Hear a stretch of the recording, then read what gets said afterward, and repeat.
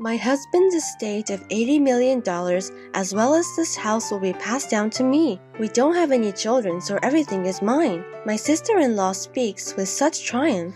And my name is Emma, a 45-year-old part-time worker. My husband and I have two sons, a senior and a sophomore in high school. My eldest son is taking the college entrance exam this year. He aspires to be a lawyer and has been studying diligently. He has wanted to be a lawyer since he was a small child, possibly influenced by my older brother Oliver. My brother is a lawyer, and about a few years ago, he established a law firm and even had a few lawyers. My eldest son, who had grown up watching my brother do this, loved to study and always got good grades, even in elementary school. When my brother had heard that my eldest son wanted to be a lawyer, he was overjoyed and encouraged him. My eldest son told my brother whenever they meet, "I will be a lawyer like you, uncle." My brother chuckled as he responded, "Hurry up and become a lawyer and follow in my footsteps."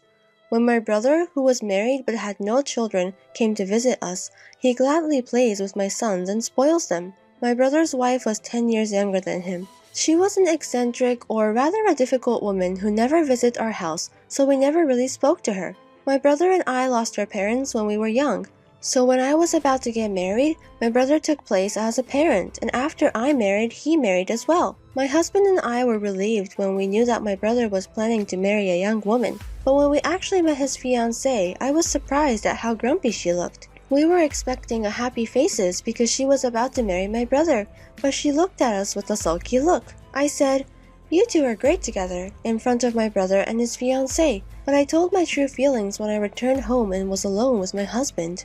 I was curious as to why she appeared so unhappy after the marriage was finalized. My husband seemed to agree with me and responded concernedly. She wasn't a particularly pleasant bride. It can't be helped what we care. My brother married his 10-year younger fiancée. Shortly before they got married, my brother bought a house, so my husband and I took our children and visited them to celebrate. The house was magnificent and astonished me, as expected of my brother because he runs a law firm. But we did not see my sister-in-law, so my husband jokingly said to my brother, "Has your wife already left you?" My husband was obviously joking, but seeing my brother's stern expression, my husband and I became nervous. According to my brother, whenever there is something, sister-in-law returns to her parents' house. Today was their mother's birthday, so she is staying over to celebrate.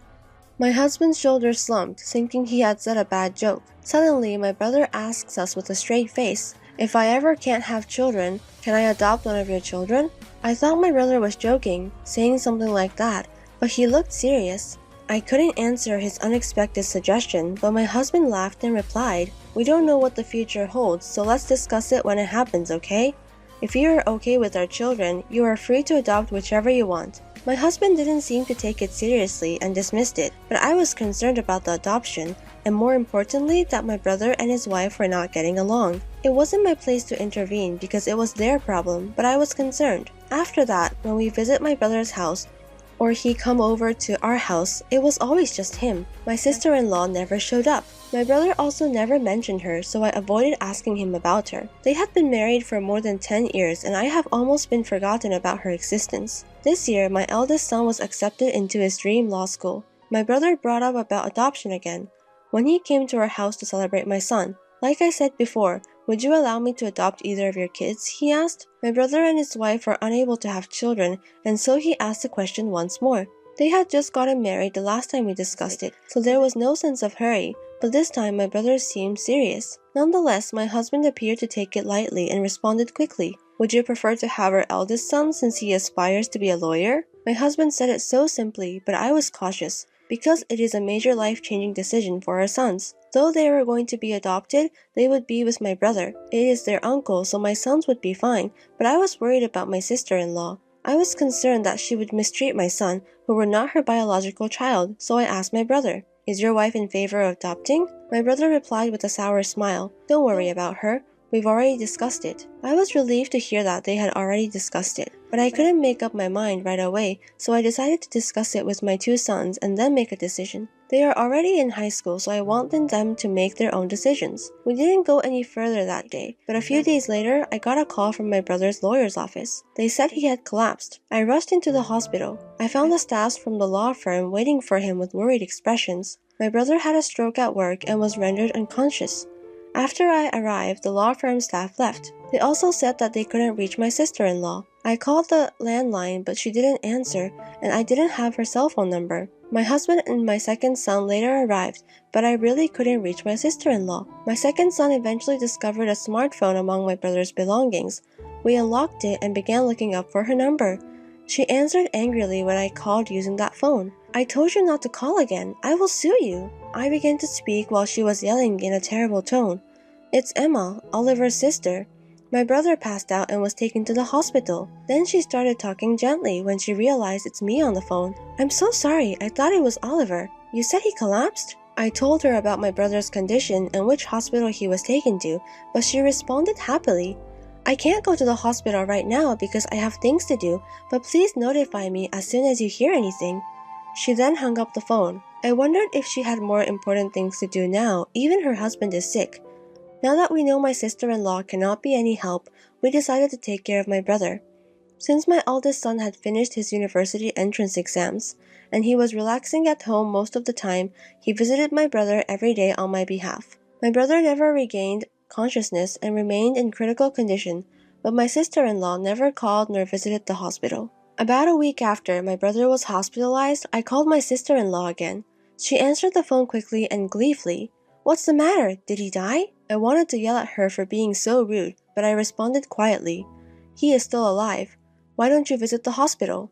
She retorted as if she irritates me while I hold back my rage.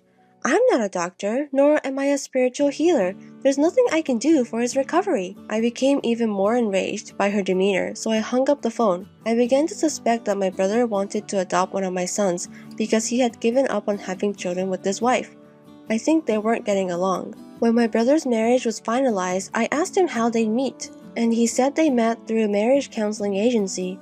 Maybe my sister-in-law married him because he was a lawyer and she wanted to have a good life. This thought enraged me even more, but when I mentioned it to my husband, he said something even more crueler. If Oliver dies in this situation, his wife will inherit the entire estate, since they don't have any children. So my brother came to celebrate my eldest son the other day and spoke to us about adoption. Maybe it was because he was thinking about his inheritance.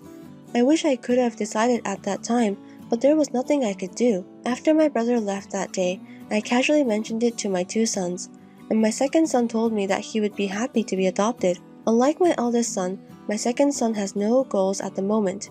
He appears to believe that if he is adopted by Oliver, he will have an easy life. I expected the first son, who looks up to his brother, to want to be adopted as well, but the answer surprised me.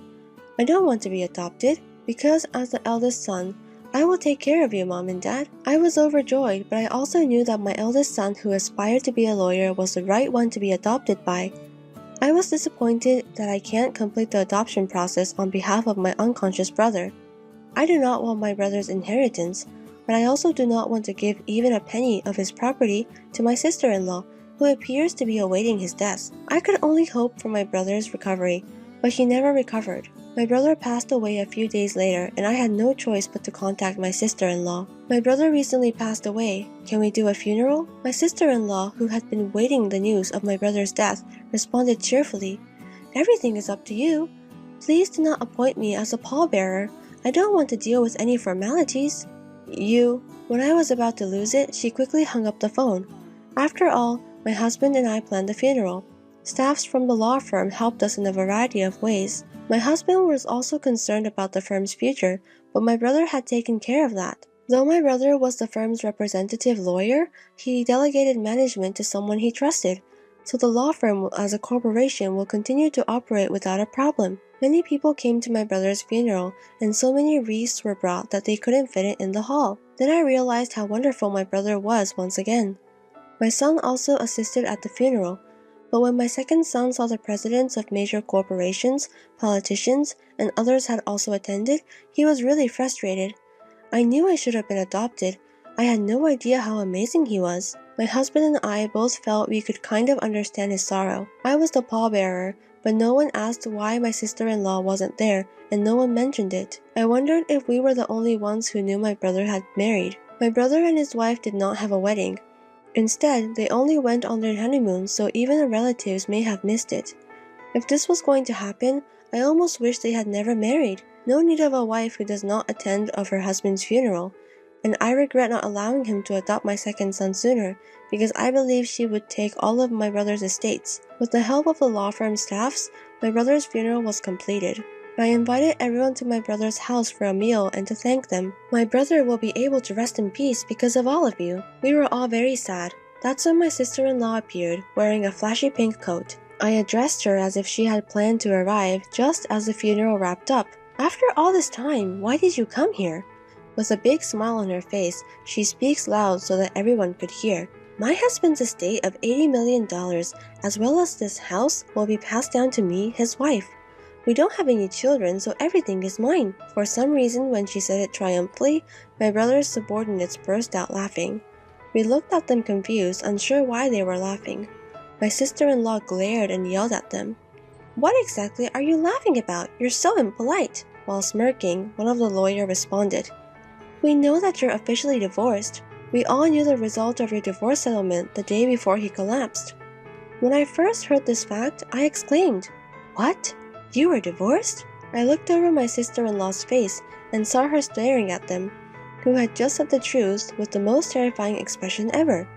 When she clenched her teeth, the other lawyer started talking. "I also heard that you were charged alimony in conjunction with your divorce. Because your affair caused a divorce, it is inevitable." My sister-in-law yelled, glaring at the lawyer who said it.